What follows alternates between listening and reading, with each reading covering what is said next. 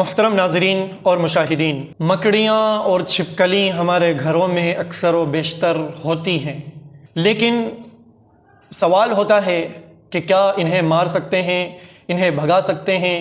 کیا صورت ہے؟ کیا یہ درست ہے کہ ان کو ماریں؟ بہت سے لوگ کہتے ہیں کہ مکڑیوں کو نہیں مارنا چاہیے۔ اسی طریقے سے چھپکلی اور جو گرگٹ ہے، جو چھپکلی کی جنس سے ہے، تو کیا اسے ماریں نہ ماریں؟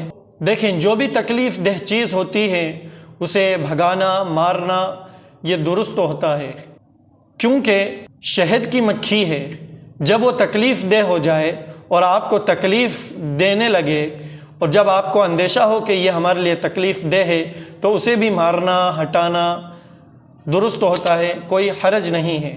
اسی طریقے سے مکڑیوں کو بھی اگر ہم بھگائیں، صاف کریں، ہٹائیں، ماریں تو بھی کوئی حرج نہیں ہے، کیونکہ یہ بھی ہمارے لیے ایک تکلیف کا باعث ہے۔ گھروں میں جالے بنا لیتے ہیں، تکلیف ہوتی ہے، اچھا نہیں لگتا۔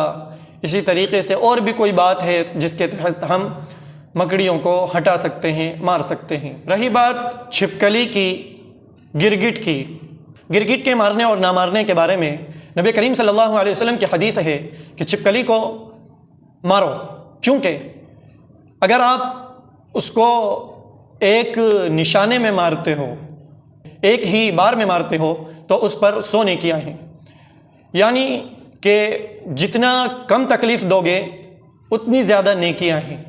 اسی لیے جب ایک بار میں آپ نے مارا تو پھر آپ کی نیکی 100، اور جتنے بار آپ نے کیے اتنے نیکیوں میں کمی آتی گئی۔